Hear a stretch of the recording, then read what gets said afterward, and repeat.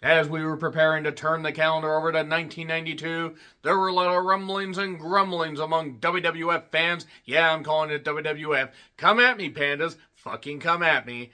Where fans were basically saying, we're sick of Hulk Hogan, and we're going to start letting our voices be heard, even in the hallowed halls of Madison Square Garden, the historic building where so many memorable goddamn moments happened throughout the decades and decades. If you could make it there, you could make it anywhere. And the fans were going to make a lot of noise for Ric Flair, arriving just a few months before and right after Survivor Series 1991, heading toward Tuesday in Texas, and then the best Rumble of all time in 1992. What a time it was to be a World Wrestling Federation fan. A wrestling fan in general, because if you love WCW, you came over to check out what they were going to do with Ric Flair. Unfortunately, what they ended up doing with Flair was not fair to Flair. I'm John Renton with the Retro View of WWE at MSG on November 30th, 1991. Yeah, I know I said I was calling it WWF. Let me just be, full of clarification for the goddamn title. But yes, it was still WWF. It would be WWF for just over 10 years after this. And they had 15,000 fans, and this was uploaded to the WWE Vault just earlier today, and I decided, you know what, why not do a retro view? I like looking back at this stuff. I'm going to add a few little factoids about some of these matches, because really, this is just an hour and 50-minute long record house show, where really outside of like two matches, pretty much everybody walked through it. We had Vince, Bobby Heenan, and the, freaking freak himself, Lord Alfred Hayes. They were doing commentary. Lord Alfred Hayes sucked as a commentator. Promotional consideration paid for by the swallowing. So, Howard Finkel, and no, man, Fink. Glorious Fink. Glory be, Howard Finkel. Rest in peace, Fink. Really tremendous commentator. Rest in peace, Bobby Heenan. It's unfortunate looking back at this, just under 24 years after it happened, and how many people passed, and how many people honestly passed not even, barely 10 years after this. I mean, it's just really, really eerie. So, we start off with El Matador, Tito Santana. Went back to his roots and decided to become a Matador. And he took on Kato, who was, Paul Diamond, of the Orient Express. Tito was still so good, despite the fact he was well over a decade into his career. He'd actually start winding stuff down, I think, by the mid-90s. He had retired from full-time wrestling. He would do indie shows here and there, but was mostly a school teacher, I believe. And the commission referee sucked ass. There was this one old guy who I hope is dead right now, because if he isn't, that motherfucker deserves to be brought up on war charges for what he goddamn did. He was a terrible referee. And if he wasn't a commission referee, New York State Athletic Commission, that is, then he never deserved to see a goddamn wrestling ring, because he was terrible. I don't care if he was ancient. I don't care if he was the size of a boiled egg. He was terrible. There's also somebody that had really stupid black hair, like it was jet black, like he spray painted it. But this guy that Vince referred to as being rotund, it's too fat, pal. Ha ha. So, yeah, that referee sucked. I'm going to knock him again soon. Tito worked on the arm. Kato worked on the back with a camel clutch. You would see the camel clutch implemented a lot on this show. And look, I know that they were going to take a ton of bumps because the WWF schedule still was insane. Tito always had great fire in his comebacks. He was just very, very easy to root for. Eventually, he went with the flying forearm. And, Heenan called it the flying salsa, the flying jalapeno. Amazing. Amazing that Heenan got away with that shit. So, we then go to the second match. The Texas Tornado, Kerry Von Erich, who took on the Berserker. And this was one of the weirdest matches Vince said that was in MSG history, because really they didn't do much.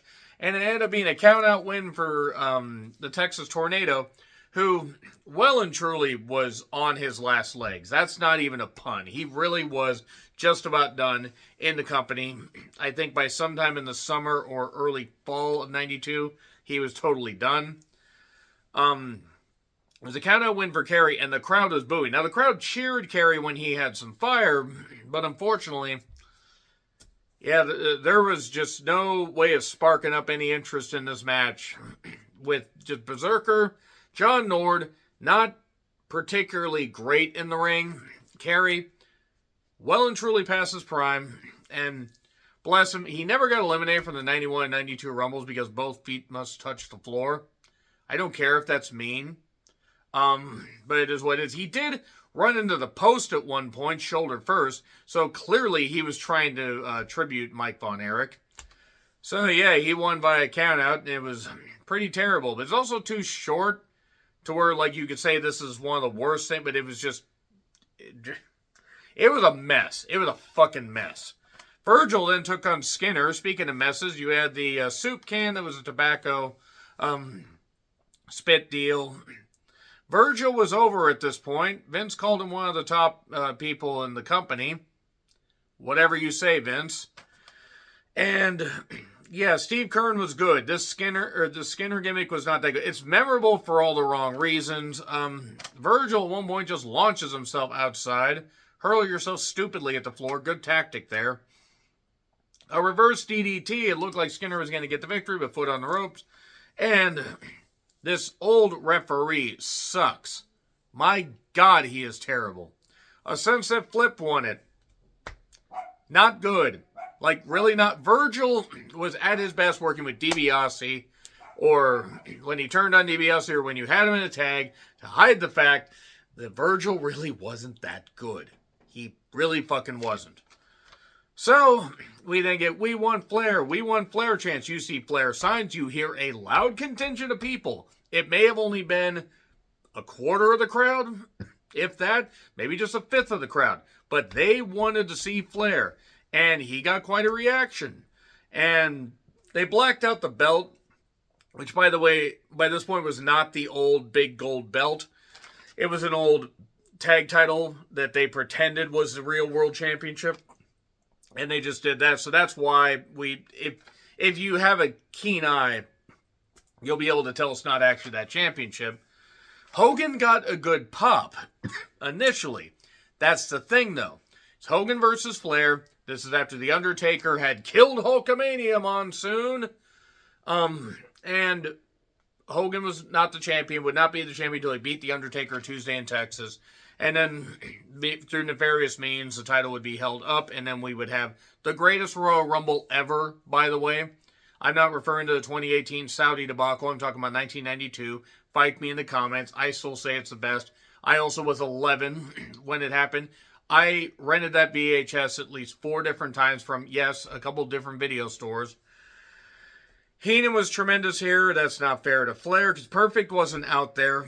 And Heenan did some great selling, like pumping up Flair and everything. Flair was hitting some good chops, but there were fans that were starting to get sick of Hogan. When Hogan was on offense, there were some cheers, quite a few, but you could hear the rumblings of the boos. And Hogan, he fought dirty. They battled outside, brawled outside even. Flair didn't hit the corner bump quite twice, quite as well, and then not again. A little bit better, but still stumbled. Probably because of the ropes instead of cables. And Flair sold like a goddamn Super Bowl. And Hogan managed to hit the leg drop. 1, 2, foot on the rope. 3, so it's called off. And then Perfect shows up. And then we get some knee shots. And Hogan is selling his knee and everything. Flair is distracting the ref while Hogan gets his knee battered on the post by Mr. Perfect. And then at one point, we get some brass knucks and a loaded punch. And he put him in his tights. 1, 2, 3. It wasn't an audible boo. It was shit.